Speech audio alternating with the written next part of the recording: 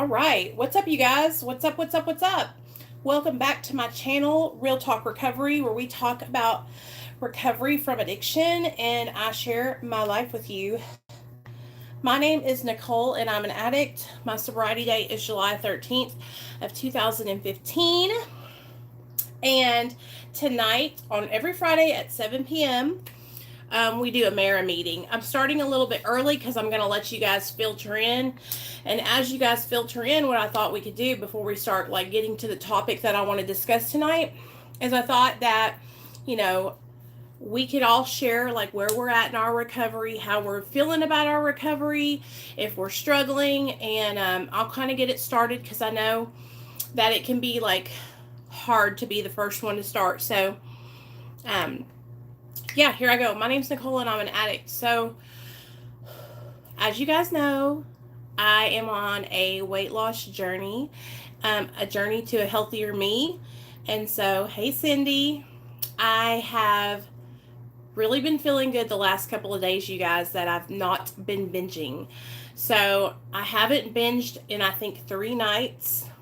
And that is huge for me. It's a huge, huge accomplishment. And I'm really, really proud of myself.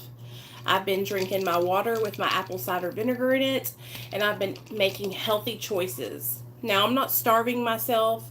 Hey, Krissy. Okay, girl, thank you. I'm not starving myself or anything like that. I'm just making healthy choices, you guys, which is a big deal for me because I have not made healthy choices for a long time. For the last 3 years, I've been really, really making bad choices for my health. I posted a picture of me in the community tab and over on my Patreon, and it was a picture of me at 1 year sober. It was in August of 2016, and I looked at the picture and I felt so beautiful in that picture. And at that time, I remember thinking that I looked horrible or that I was like not beautiful. And now when I look at it, I'm like, wow, you looked great. So that's my goal. That's what I want to get back to, which I think I was like 160 there.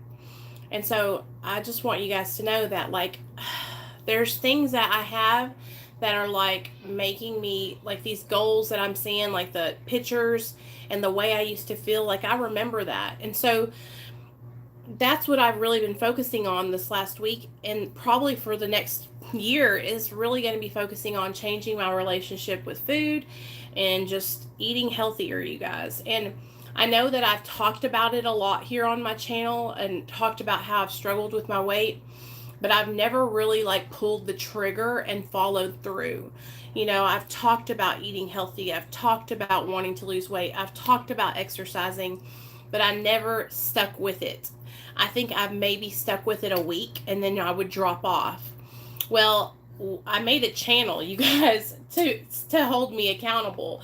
I really do well in situations where, like, if I have people that are depending on me, or if I have people that are looking to me, or kind of like, as a leader. And so when I have people that help me stay accountable, that helps me a lot. So I made Bingeaholics Anonymous, and what I'm doing, I know that's what I was thinking too, Krissy. I just looked so, you could see the glow in me.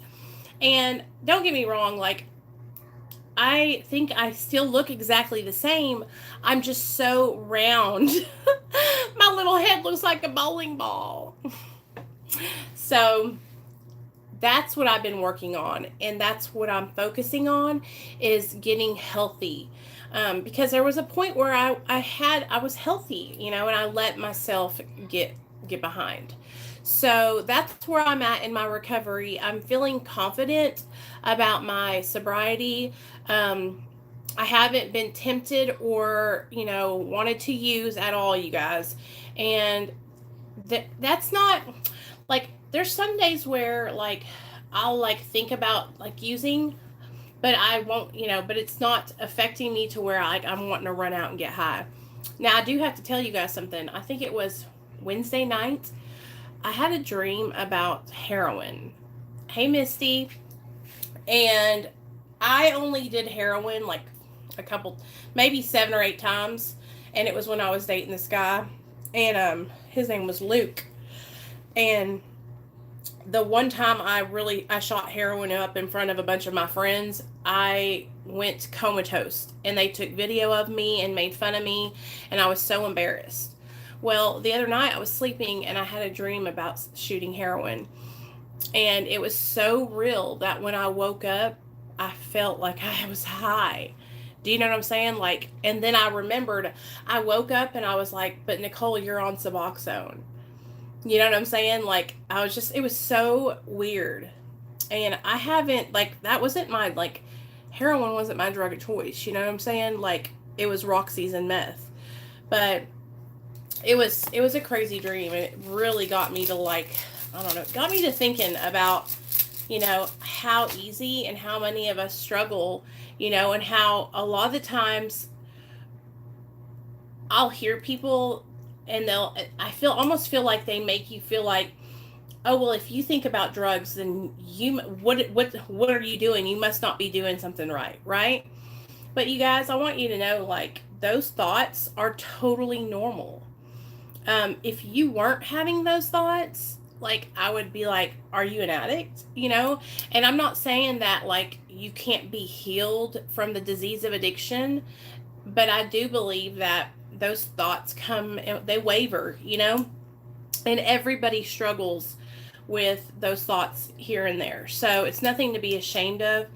And if you're someone who struggles with using dreams or thinking about getting high, the best thing you can do is talk about it. Tell someone else what you're going through. Tell someone else that it's on your mind. Hey, Nick. Tell somebody else, like, how you've been feeling. And what usually I have to do is, like, pinpoint what's been going on in my life that is making me, like, feel like I need to get high. You know what I mean? It's usually because I have, like, maybe stress, maybe, like, when my son started kindergarten, I was super nervous. And so it could be something like that. It could be, maybe you're working too many hours and you need to take a day off. I mean, all those things, play into how we're feeling and how we're doing in our recovery. I had one of the girls that used to always come on the channel called me today, and she went to her doctor, and she ended up they were paying for her prescriptions for the last year, and now they stopped, so she has to pay for her prescriptions. And she was like, hey, Nicole, I just wanted to call you because I don't know what to do. I can't pay $800 for my Suboxone. And I was like, girl, it's okay. Don't even worry. I got you, And I told her to get online and download the GoodRx application, and told her, that I take the Suboxone pills because they're cheaper than the films, and yada, yada, yada. And by the time we got off the phone, she's like, feels so much better. She knows that she's, going to be okay, and she's going to be able to pay for it. But it's scary whenever you are in the position and you think, oh my God, like, how am I going to do this? And a lot of the times what we'll do as addicts is we'll say, fuck it, fuck it. I might as well just relapse, right? And it's like, no, you might as well not, because what's going to happen is that's only going to make your situation 20 times worse. It's like we are so used to not having those coping skills that we just say, F it, right? And so when I was telling her, I was like, you know what? From now on, since I know that your mind goes to straight F it mode, when you have something like that come up and you need to ask for help, just like you called me, call and reach out and let's talk about it. Because what has to be done sometimes, you guys, is sometimes we don't know what to do, or we're having the fuck it syndromes, and we need to reach out to someone who's been sober longer than us, who has, experience in that situation, and they can help guide us, I still reach out to people all the time. I talk to a lot of the girls that are on my Patreon about life problems. A lot of the times a lot of the times, like, I know what I need to do, and sometimes I'll just do the opposite because I'm feeling froggy that day. Like today, I was feeling like a little asshole. So I was trolling today, trolling my trolls today. But I always try to keep it positive here on my channel, you guys. And I want you guys to know that, like, anytime you're struggling or if you need help with anything, all you got to do is message me. Like, I will get back to you right away. Just shoot me an email, and I will help you with whatever I can. So, I wanted to talk about enabling today, and I thought that what we could do is, first of all, we're going to talk about whether or not we are enablers or have we been enablers in the past, which I think, for me, I for sure was enabling. But I want to read something to you guys. So this is from Psych Central, and it says, "Are you an enabler? Enabling is a term often used in the context of a relationship with an addict.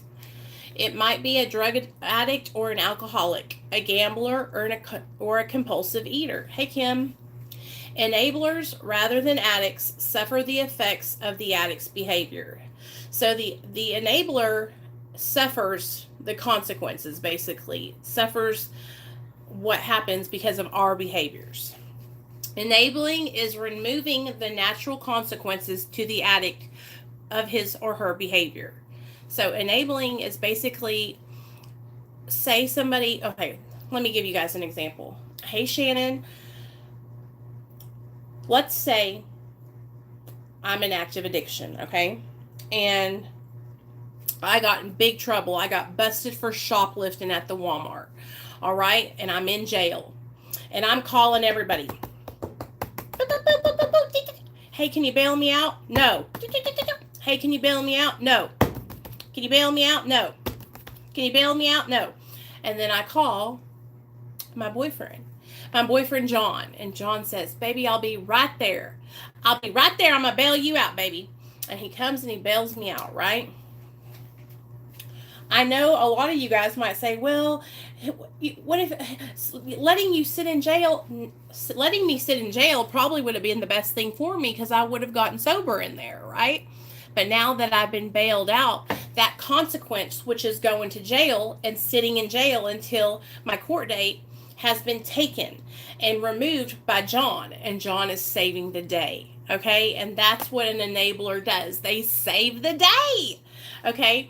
When me and Neil were in active addiction, his dad was our biggest cheerleader and most main enabler, okay? I'm going to give you all some examples. So the way me and Neil used drugs was we would go and we would just use them all up in one day. Like, we didn't space things out or anything. And sometimes we would have a lot of money and we were able to get a lot of drugs. And then some days we would be scraping by, Well, on those days that we were scraping by, Neil's dad hated to see us in withdrawal. And Neil's dad loved Neil so much. I have never seen like a father-son relationship like Neil and his dad's. And Neil and his dad could sit down and talk all the time, right? So it would just tear Alan apart to see Neil hurting. And also, Neil was very manipulative, and he knew that his dad kind of favored him over his sister. So Neil would pull on his dad's heartstrings. And so when we would go into withdrawal, his dad would come in the bedroom and say, "Here's $100. Here's $50. Just go. I don't want to see y'all for the rest of the night," because he didn't want to know what we were doing with the money, but he knew what we were doing with the money,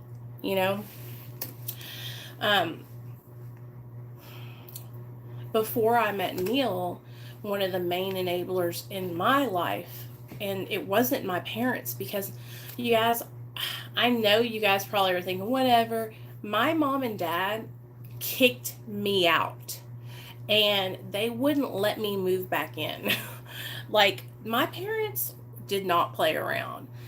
Where they didn't enable me, they enabled my sister, though, and they allowed my sister Michelle to live with them, and they took care of her son and raised her son for her for a long time, you guys.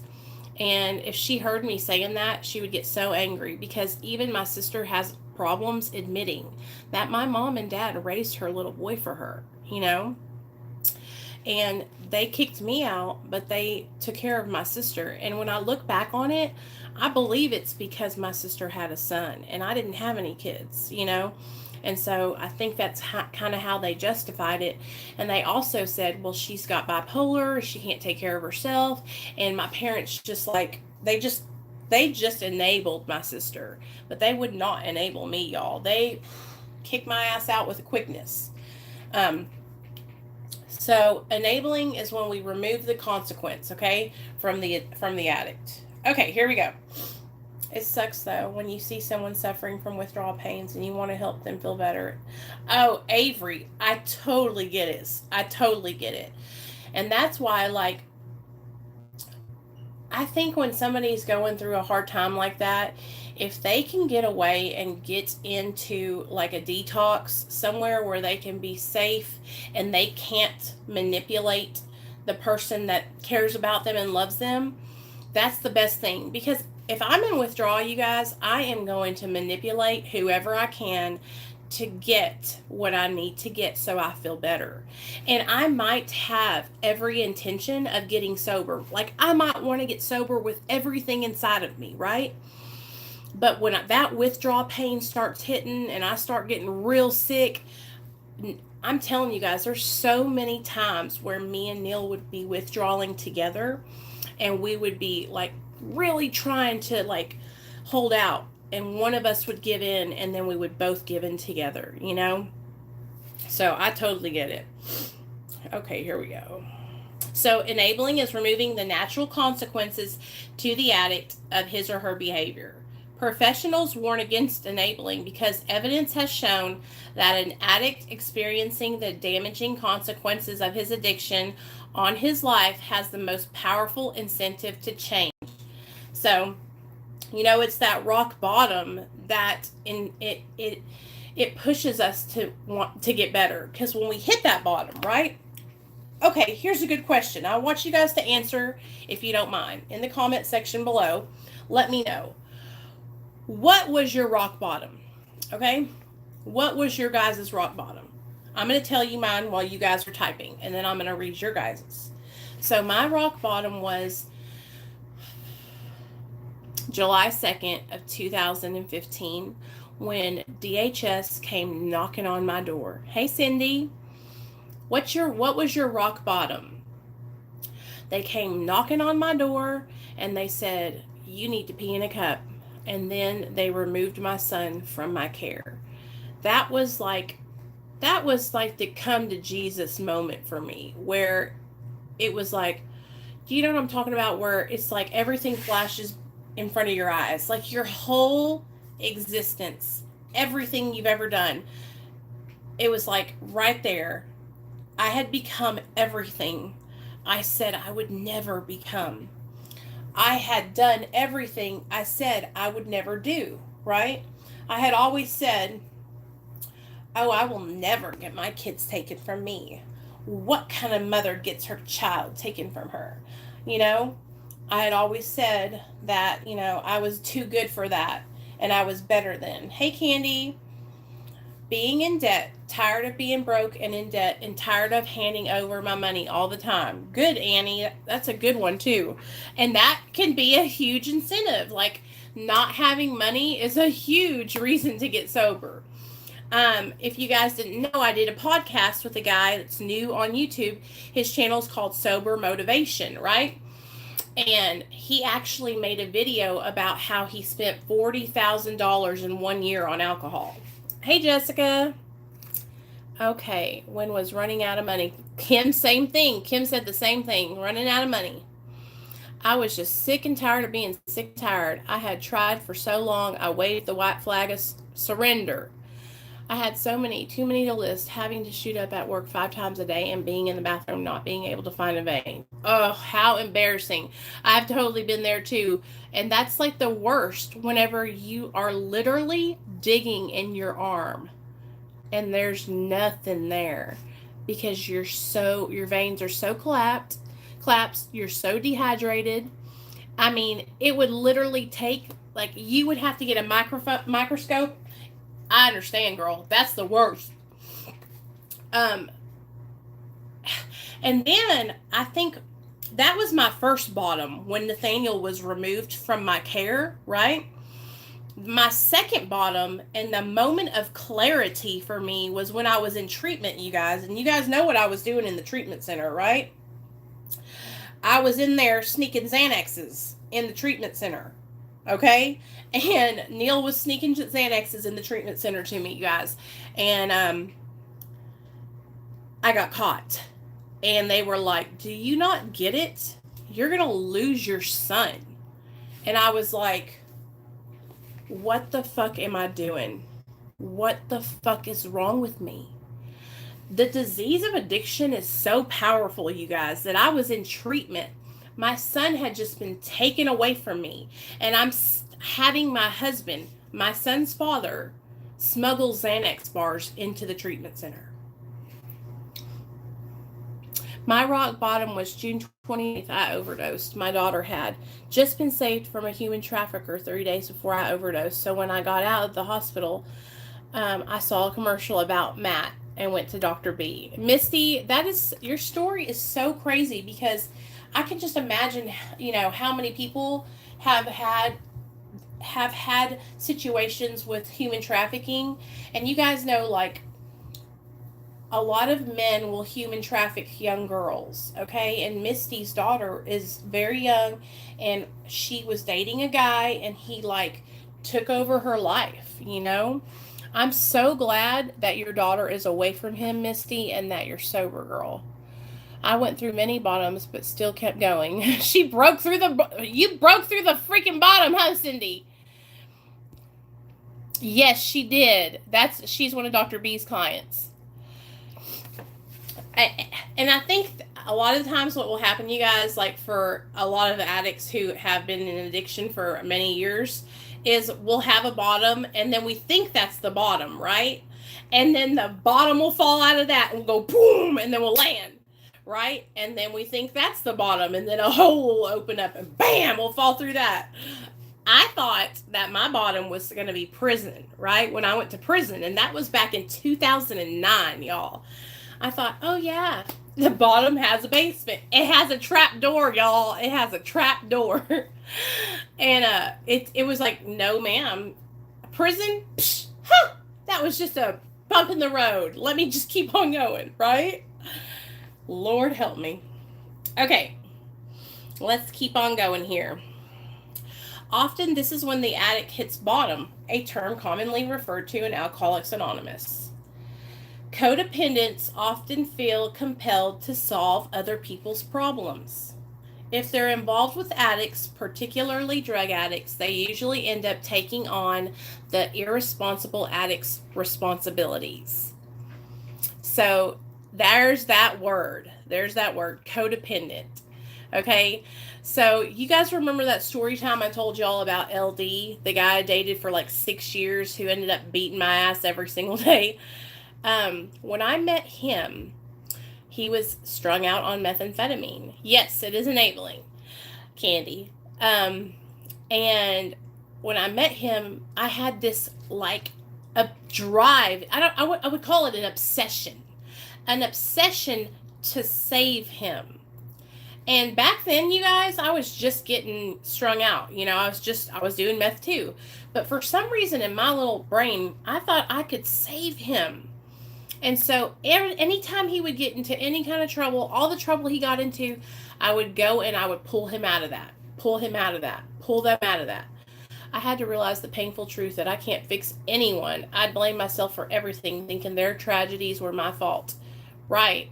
And it's hard whenever, for me, it's a control thing. Okay. So a lot of the times, you guys, us addicts and alcoholics, we are like major control freaks, okay? Major.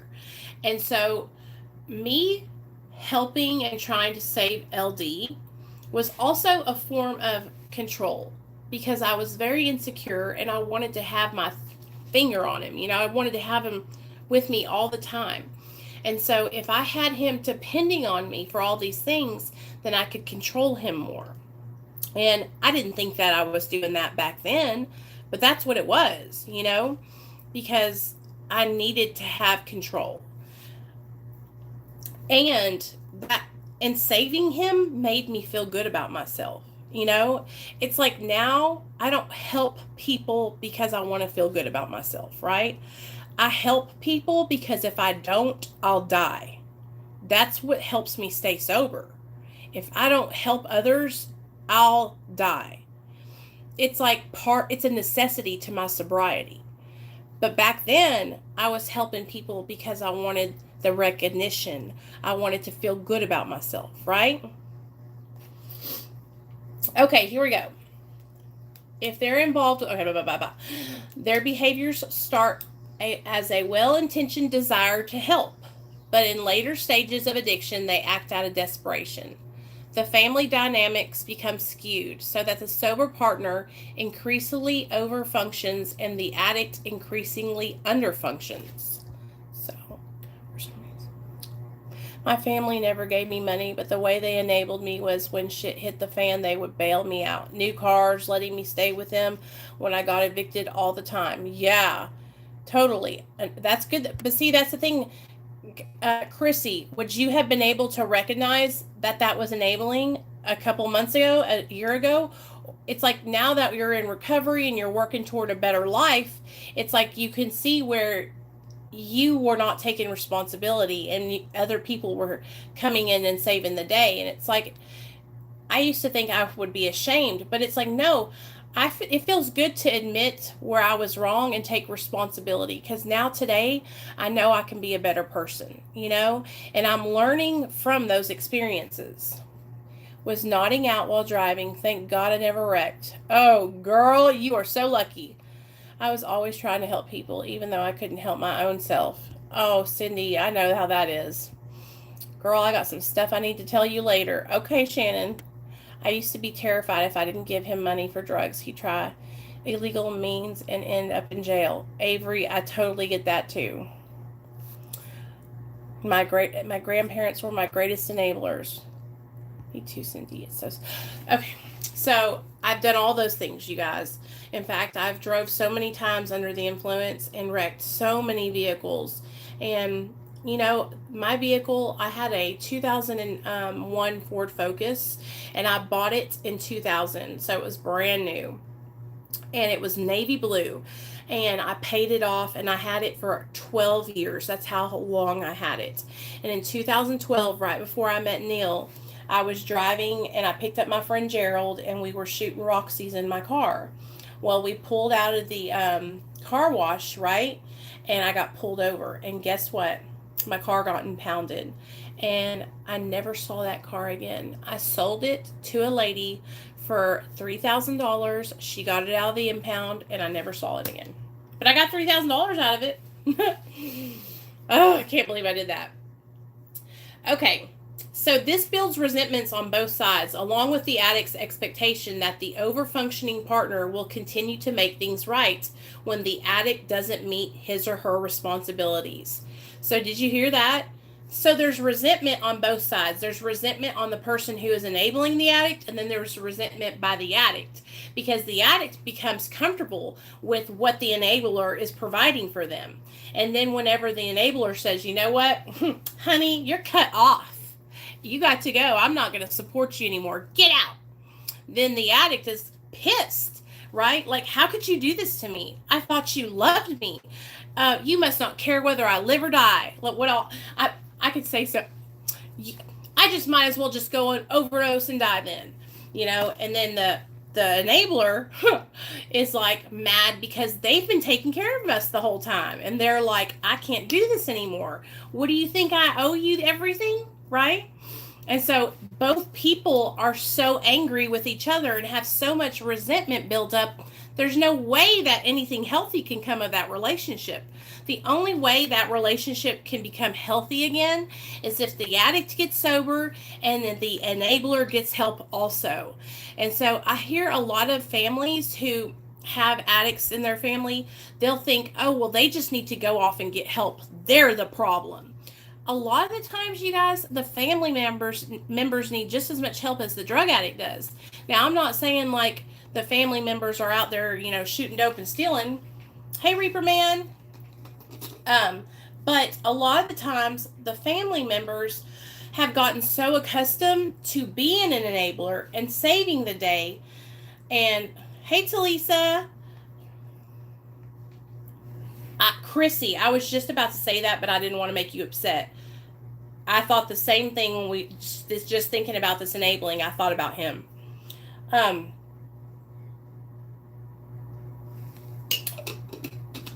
A lot of the times, and this is an experience that I had when I got sober, my mother-in-law was so accustomed to saving us that when we got sober, she wouldn't back off.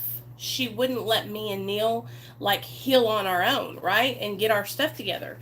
And so we had to I had to talk to her about that and set healthy boundaries with her.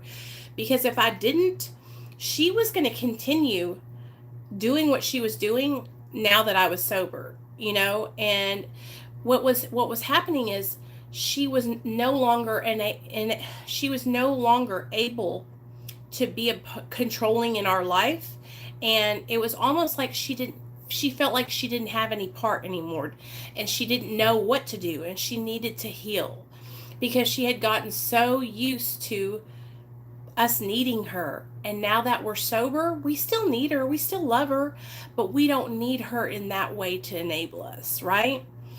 Yeah. And so Al-Anon is the best thing that ever happened to my mom, you guys. My mom went to Al-Anon, and I think that's really why my parents didn't enable me, because my mom came home from Al-Anon and started talking about detaching with love, okay? And that's what they'll teach you when you go into Al-Anon. They'll teach you how to detach from your addicted loved one, in a loving, caring way. A lot of people think that you have to shun the addict and say, get out, you're cut off, I never want to see you again, right? Or just cold shoulder them. But that's really not true, you guys.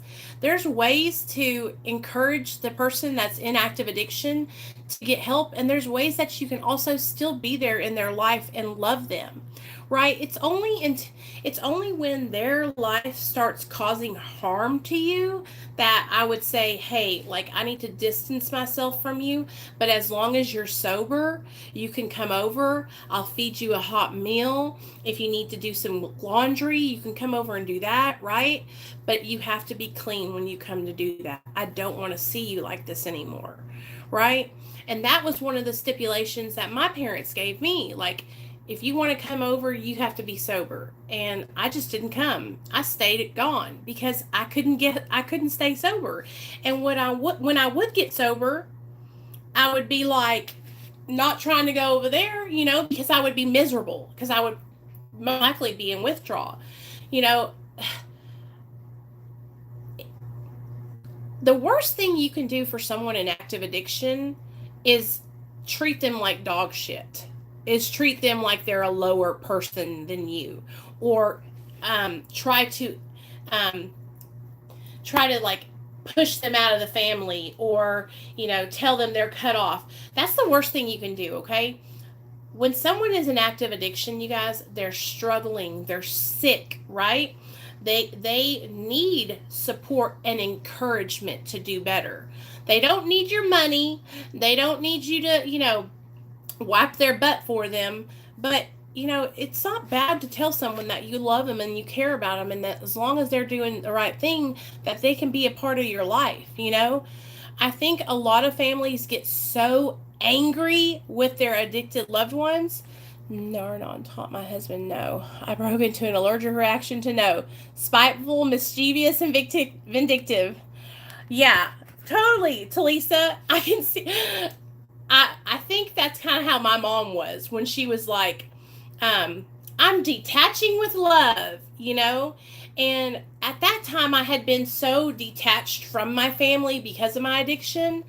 I just didn't come around, And I had gotten so full of shame and so full of guilt that I just was but what do you do when it's your husband or your wife and they're directly in the household with you, right?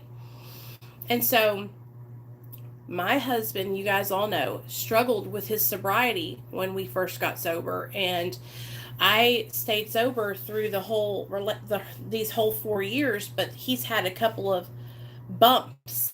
And I'm going to tell you guys, like, I went about it all wrong. All wrong. Um, I I get emotional.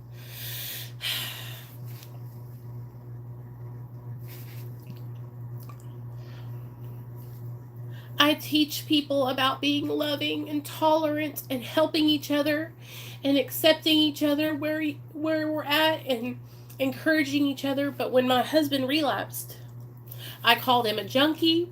I told him he was worthless. I told him he didn't love me or my son. And I said all these horrible things to him, you guys. And, horrible things.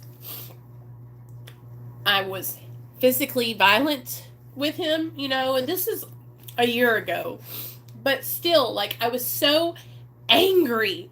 And the only thing I could do was punch him and tell him that I hated him and that he was worthless and that he might as well just go shoot up and die.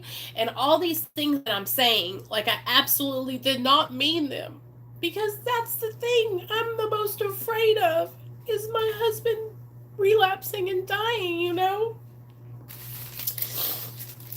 But now I know that why I acted like that is because I'm full of fear, right?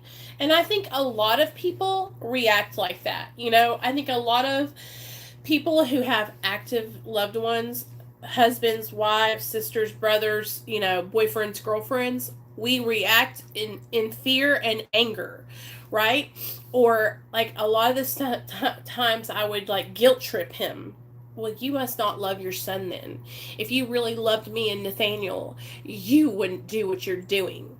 And I know that the disease of addiction made me choose drugs over my son. And so I'm over here trying to guilt trip my husband, and I know the disease, right?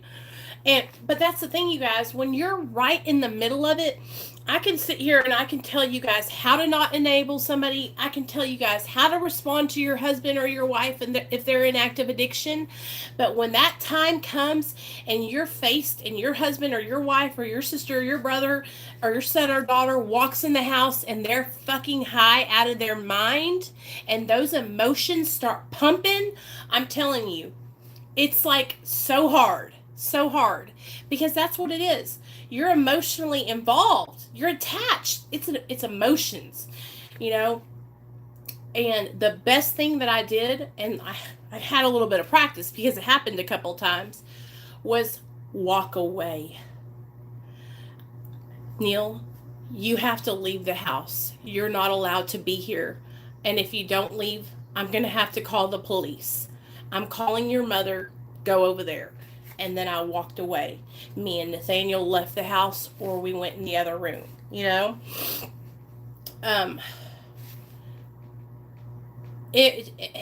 When that time comes, I never thought, because, I have a lot of girls who come to me and they say, what should I do?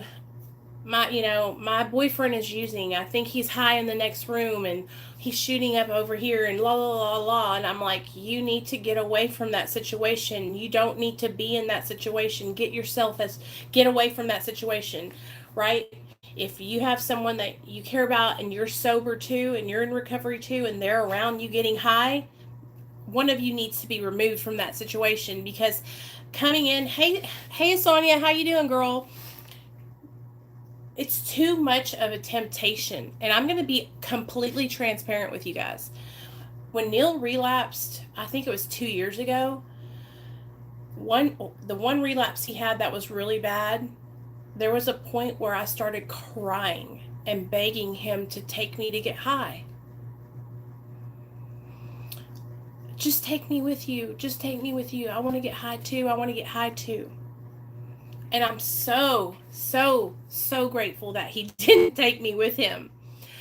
I'm so grateful that he sat there and tried to lie to my face and say that he was like, I'm sober. I don't know what you're talking about. Looking like this And I'm like, I was pissed, you know?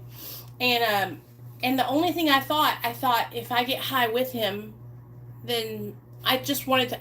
It was like one of those. I don't even know what I was thinking. I would never do that now, but it came out. I was like, maybe I should just go get high with him, you know? Now, today, if that was ever to happen again, I've had practice. I would tell him, again, you got to leave. I know, Kim. I know. And it's so hard. And it's like you don't want them to die. You know, you don't want them to die. And that's the scariest thing about it. And I'm telling you guys from experience that I can't be around someone who's using. And if Neil was going to continue using, I I wasn't going to be with him, you know, and that's why it took me so long to marry him. You know, we didn't get married until this February, y'all. Um, I throw my stepdaughter out of my house last month because she wouldn't straighten up. Now she hates her dad and me. He didn't even do it. I did. You know, Cindy, that's the thing though. You did what you had to do to protect your sobriety. You know, and that's the thing, like it's a double whammy. We're double whammies when we're addicts and we have people in our lives who are addicts who we love. You know, we're an Al-Anon and an AA. And I'm telling you guys, like the best thing you can do if somebody's using around you is get away from that situation. You know? Oh, Kim, you don't want to either. Okay, you don't want to. It's not fun. It'll make you go crazy, girl. I could just see it. Kim, you would not do well on that, I don't think. You'd be all kinds of crazy. But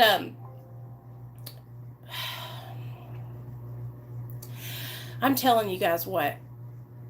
It's just such a process, like healing from addiction and then healing from, you know, issues with me and Neil when we were in our active addiction. I put my husband through that shit. I don't know how he didn't relapse. I thank God he was strong enough to help both me and him. Megan, right? And that's what I wasn't, like, I'm not saying, oh yeah, I was strong enough, right? It's by the grace of God, y'all. By the grace of God. That's the only way I can explain it to you. Because, for real, if you lined me and Neil up and said, okay, which one's worse off in their addiction, right? Who's the worst? It would have been, I mean, from experience, from my criminal history down to how low I would go to get my drugs, all that stuff. Like I was the worst off, right? But I'm telling you guys what, the reason why Neil's got me trumped is because he's too damn smart for his own good. See, I got my ass kicked in my active addiction. I mean, I got it handed to me, right?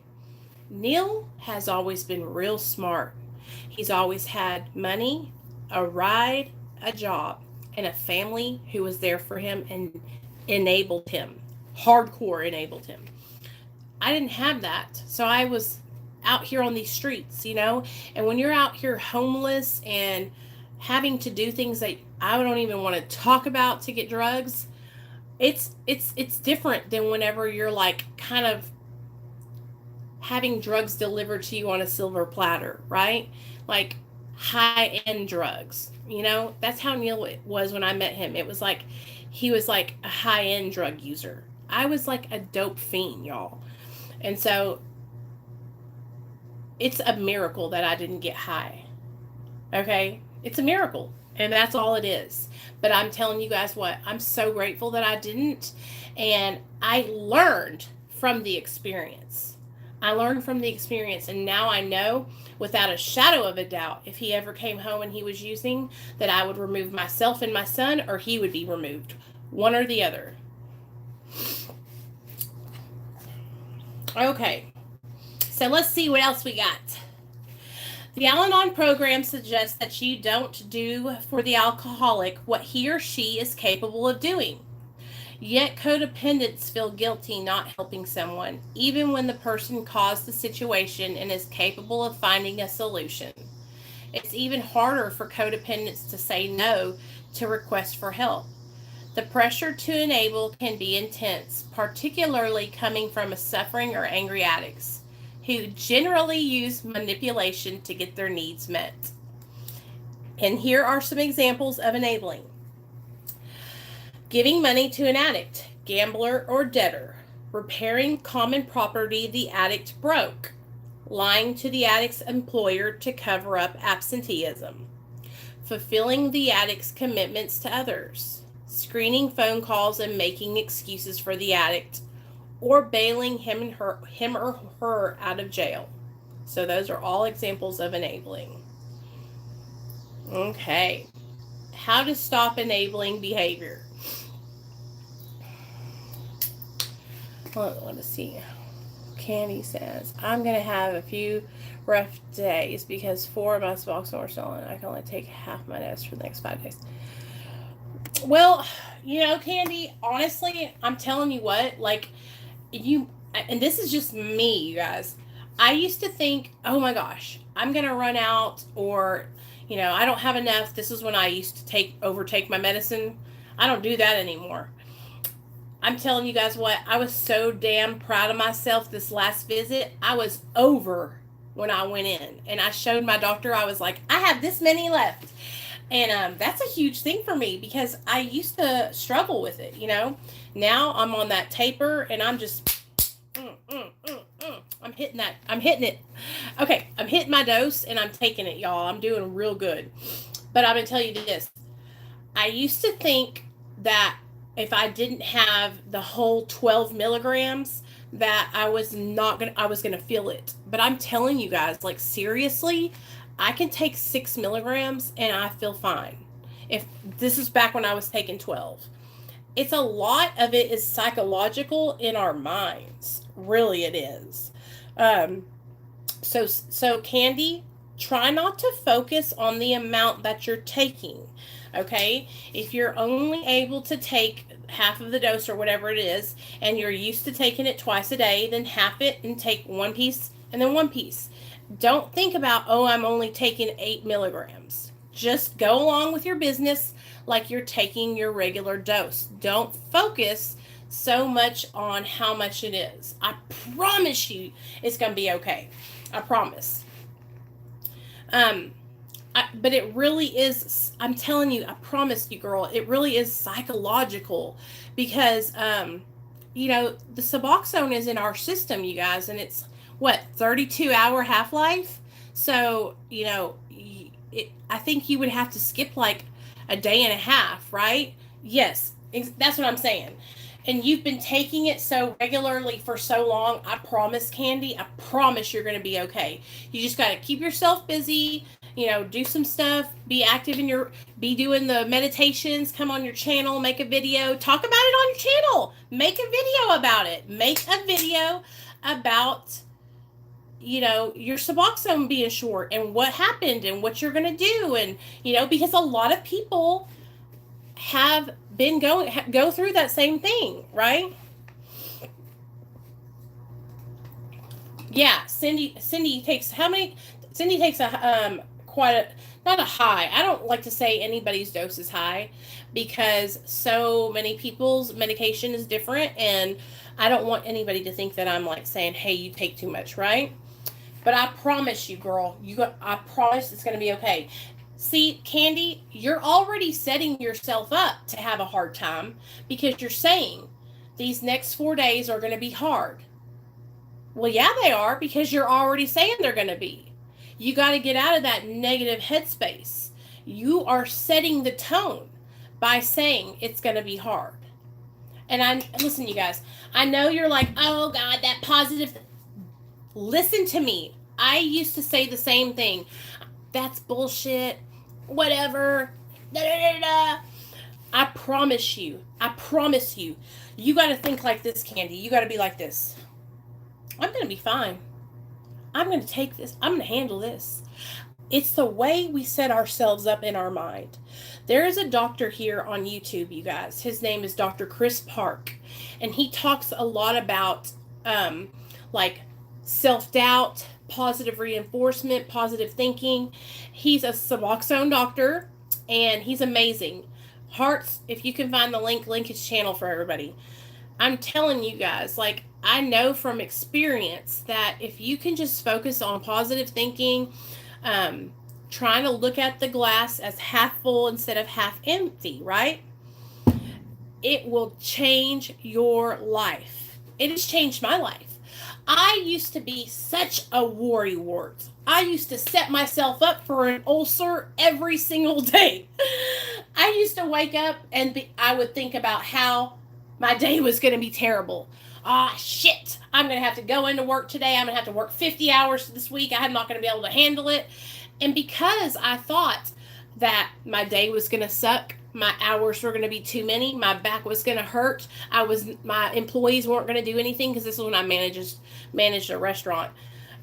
That's what would happen. But now when I go into work, you guys, I'm telling you, y'all, I whistle while I work. I'm serious. I whistle while I work like I'm a damn little dwarf or something.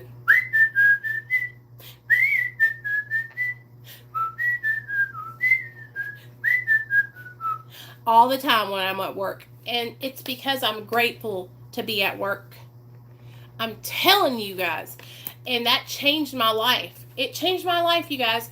Just having a positive attitude and trying to set myself up for success. Okay? What we did when we were in our addiction was we were always thinking about how and why and what we could do to get our next fix, right? And then when we couldn't do it, what were we doing? We were miserable. Our lives sucked. And then when we got our fix, then everything's okay now, right? It's like we practiced these bad behaviors for so many years, you know? And it's hard to break. You guys, I know it's hard to break it, right? Because it's something that you're used to doing, right? But I promise you that it will change your life if you'll just practice some of these practices that I'm telling you about. And listen, they're not hard. It's just all in your mind, okay? So I have this thing, it's like a mindfulness, it's not a journal, but it's a magazine. And it talks all about mindfulness, mindful eating, mindful thinking, everything, you guys, right? Does anybody have trouble? Does anybody have breathing trouble on Suboxone? Breathing trouble? Well, let me tell you guys something. Kim is literally like 5 foot tall, 80 pounds, y'all. She's a small little girl. She's tiny. And so I think when she got started on the 16, it was just too much. And she was also a Percocet addict. So, you know, a lot of the times it depends on, and nothing, like, I'm not minimizing your addiction, Kim, because Percocets are nothing to play with. But a lot of the times, I think the doctors they overshoot it because they would rather you be taking a little bit too much than not enough to curb that craving, right? And so they can say, oh, well, the 8 milligrams is normally what I start somebody at. So let me just give her an extra just in case. Do you know what I'm saying? And so that's what I think a lot of the times happens, especially with people who are oral pill takers, oral or nasal, right? Because you got to understand that these doctors are seeing people coming in who are on heroin and fentanyl and IV heroin and IV Roxy. And so I really do think that it's kind of just like a miss. I think the doctors need to do better screening when they have people come in who are addicted to pills. Because honestly, you guys, I would rather them like sit down and ask me a bunch of questions and like really sit there and talk to me about it and like find out than to start me on something that's not going to work out. Thank God, you know, you were able to say, this isn't working for me and I'm just going to stop. And Kim, I'm telling you, girl, like, you're probably one of the first people that I've ever met that was able to just stop and say, I don't need these, you know. But that's the thing. They helped you for those 5 days that you were coming through that withdrawal, and that's great. I'm so proud of you for being able to step off. But girl, I couldn't have done it. I mean, I couldn't have done it, I don't think. But everybody is different, and so what works for somebody else might not work for another person, you know. So you just gotta just keep doing what's best for you. If you start struggling or you feel like you want to use, let your doctor know. And you also need, Kim, you need to let your doctor know that you're not taking them, because if you have to go back up there and because you do start having cravings and you do want to relapse, then you need to be able to be honest with them, okay? Always be honest. It don't matter. There's nothing to hide. There's nothing to be ashamed of, you know? I mean, honestly, that's great that you didn't have to use the Suboxone, you know? And that's awesome that you were able to use it short term and be done with it. But you want to be able to have that option if you need it. I mean, that's how I think, at least. And y'all know I'm not a doctor or anything. These are just suggestions, just little suggestions. I'm just sprinkling some suggestions out there. Okay, so I want to talk about how to not enable, how to stop enabling, and then we'll stop for tonight. Okay. Okay. So often addicts aren't aware of their actions when intoxicated. They may have blackouts. I know I did. It's important to leave the evidence intact so they see how their drug use is affecting their lives. Oh my gosh, this one right here, you guys.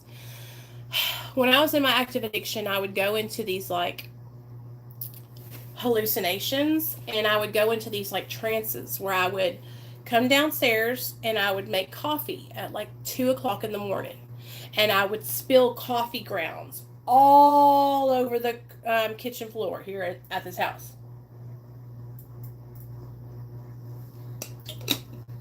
And at the time, we lived with Neil's parents, and Neil's mom would come behind me and clean everything up. But you know what she would do? She would take pictures of everything. And then Neil's mom was so crazy. Then when we would least expect it, like I'm talking a week later, she would send us a text message of a picture and tell us, oh, this is what you did on this night. Yeah. So what it's telling us to do is to leave the evidence out there. So that way you can show the addict, hey, look, this is what's happening when you're high. When you're high, you are backing your car into the garage door. Look at your car. It's all scratched up. When you're high, you're overdrafting the bank account. Look at all your money. It's gone. When you're high, you're burning cigarette holes through your mattress. You almost burn the house down. Look. Okay? So they can see what their actions are causing. Okay. This might sound cruel, but remember that the addict caused the problem. Because the addict is under the influence of addiction, accusations, nagging, and blame are not only futile, but unkind. All these inactions should be carried out in a matter-of-fact manner. So no nagging, no blaming, just, hey, this is what's going on. I just wanted you to see this is what's happening because of your addiction. Bam, drop it, we're done. Stopping enabling isn't easy, nor is it for the faint of heart. Aside from likely pushback and possible retaliation, you may also fear the consequences of doing nothing. For instance, you may fear your husband will lose his job. Yet, losing a job is the greatest incentive to seeking sobriety. You may be afraid the addict may have an auto accident, or worse, die or commit suicide. Knowing a son is in jail is sometimes cold comfort to the mother who worries he may die on the streets. On the other hand, one recovered suicidal alcoholic said he wouldn't be alive if his wife had rescued him one more time. You may have to weigh the consequences of experiencing short-term pain versus long-term misery, which postpones the addict's reckoning with his or her own behavior. It requires great faith and courage not to enable without knowing the outcome. Although enabling can prolong the addiction, not all addicts recover, even despite counseling and going to many rehabs. This is why the 12 steps are a spiritual program. They begin with the recognition that you're powerless over the addict. The desire for sobriety must come from him or her. To avoid unnecessarily suffering the consequences of an addict's drug use, it is vital you begin to reclaim your sense of autonomy and take steps wherever possible not to allow the addict's drug use to put you in jeopardy. Allowing the addict to drive you or your child while under the influence is life-threatening. On the other hand, taking on the role of the designated driver gives the addict free license to use or drink. The spouse might refuse that enabling role by taking a separate car. If the addict is charged with DUI, it might be a wake up call. Always have a plan B to cope with the addict's unreliability. Otherwise, you end up feeling like a victim.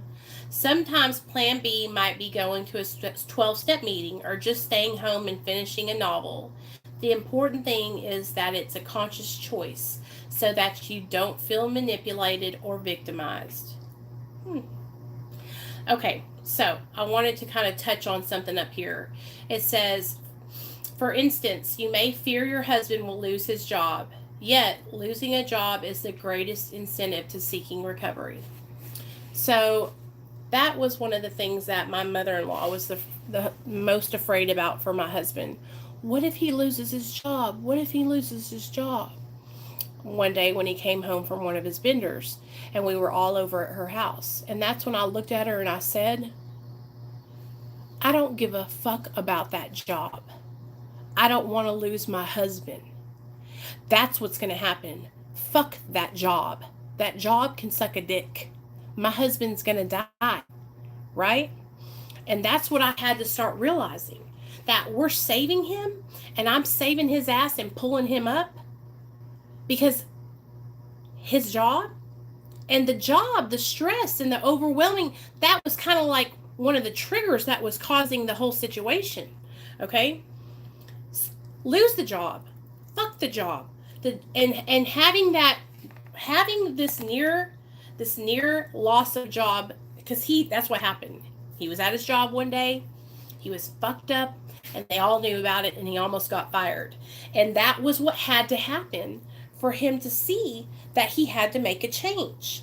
And I couldn't save him from that. I couldn't go up to the store and save him from being caught, right? And many a times I had done that. I had stepped in front, or I had come and picked him up, or I had, called in for him, right? But this time we ate crow and we let him hit in front of everybody. And that was the biggest wake-up call. And now he's almost a year sober.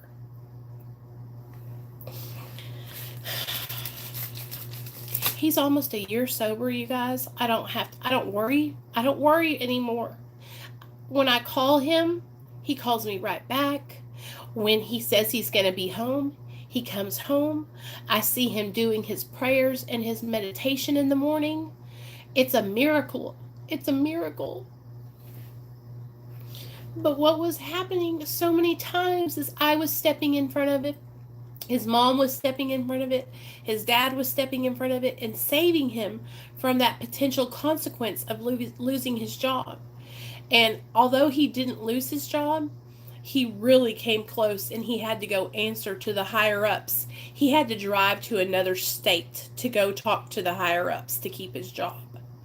And because of that situation, and because of him having to take responsibility and own up to what was going on, it left that impression on his mind. And Neil is very logical, and he's very proud of his job, and he's very smart. And so having that happen to him, it was exactly what had to happen for him to make the changes and to encourage him to get on the sober train with me, right? My incentive and my push was having my son taken away, right? And having the threat that my rights were going to be terminated. That was my push, So everyone's push and rock bottom, or whatever you want to call it, come to Jesus meeting, everyone's is different. I'm sure you guys can tell me all kinds of stories of the last thing that pushed you over the edge to get into recovery, right? But it doesn't really matter what it was that pushed you over that edge to get to recovery. All that matters is that we're all taking those steps now, and anyone who is in active addiction, who is struggling, that thinks I'll never be able to get sober. Well, yeah, with that attitude, that's exactly what's going to happen. You're not going to get sober. What you got to do is you got to pull up your big girl panties, your big boy pants, and you got to say, I'm going to get sober. I'm going to change my life, and I'm not ever going to look back. And the only reason I look back in the past is so I can share my experience with others. And that's a positive way to look back into my past. I don't look back into my past and think about how I'm a horrible person or beat myself up because of the things that I did. Not anymore. Because shame, it keeps me sick. Today, I don't have shame. Today, I don't have guilt weighing me down. Today I can use my experiences to help other people, and that sets me free every single day. So, I hope you guys enjoyed tonight's little Mara meeting. I love doing these with you guys. I think tonight's topic about enabling was super, super awesome. Like, I could go on and on and on about enabling. And if you guys ever have like a situation where, you're enabling somebody, or you need help with someone else who is struggling with something, you guys, all you have to do is reach out to me in an email. That's all you got to do. And I will email you right back. I always answer people's emails. Always. I love you too, Kim. I will never leave you hanging, okay, if you reach out to me. That's not how I am. That's not how I roll. And honestly, you guys, like, a lot of people reach out, but a lot of people really don't. It's really hard to get an addict or an alcoholic to actually reach out for help. So when someone does, I take it super duper seriously, because it's like that moment is the moment that could be the changing factor in their life. When somebody reaches out, at that moment they're willing. At that moment they're ready. That's the second you got to jump on it. And so that's what I try to do. When someone reaches out to me, bam, I'm there, because I know that time could pass by and there could not be another time. And I always want to make sure that I'm, prompt when y'all come, because I know that that's the time you're ready to get help. It's kind of like, when you're like, what do you think? How when you're like jumping off of a really high cliff into the water, when you're nervous, and you just got to go 1, 2, 3, jump and do it, or you're jumping into the cold water, or you're pulling a Band-Aid off of a scab and you're like, I just got to do it. That's kind of how it is when a drug addict reaches out to you. It's like a quick, you got to get there, strike while the iron is hot. When the addict reaches out, you got to be there with your hand to catch him and pull him up, because if you're not, that time could pass by and there couldn't be another time. And I would hate to lose somebody because I wasn't able to be there. So reach out to me, email me, call me, text me, whatever you got to do. I got you. Hey, Talisa, I'm so glad you came, girl. Welcome to the family. We do this every Friday night at 7 p.m. Central Standard Time. And then on Mondays, we do Big Book Study at 7 p.m. Central Standard Time. So I'm really glad you came. And I hope you guys all have a good night. And I love you guys so much. And yeah, I love doing these meetings. You guys, I get so excited. I love sharing with you guys, and it gets me pumped. I wish that there's this thing called Discord. And maybe one day I'll set up a Discord, because my friend Jexie was telling me about how on Discord you could have like virtual meetings where we can like talk to each other and stuff. So if you guys would be cool with that, maybe I'll set one of those up eventually. But I have so many things going on right now in the air. Like I need to get focused and just focus on what I have going on. And while we're doing Real Talk Recovery on YouTube, the more my channel grows, I think then what will happen is I'll move over and I'll get us a Discord opened up. Okay, guys? All right. And I always say I just add something else to my plate. But I love you guys. I enjoy doing this. Like I said, it helps me stay sober. You guys help me. So doing this with you guys helps me stay accountable. It helps me stay sober. So thank you so much. And I love all of you guys. And if you haven't already, we have Real Talk Recovery, the Facebook group, if you want to stay in contact with all of us, like on a personal level. It's the same way it is here on YouTube, Real_Talk_Recovery, and that's on Facebook. I'm on Facebook under Nicole Ploudre, Ploudre. And then I have my second channel, which is called Bingeaholics Anonymous, and it's all about my journey to healthier me. I'm trying to lose 50 pounds, So if you guys want to join me for that, come on over. And yeah, that's all I got for tonight, you guys. I'll see y'all tomorrow. I love y'all and have a great, great night.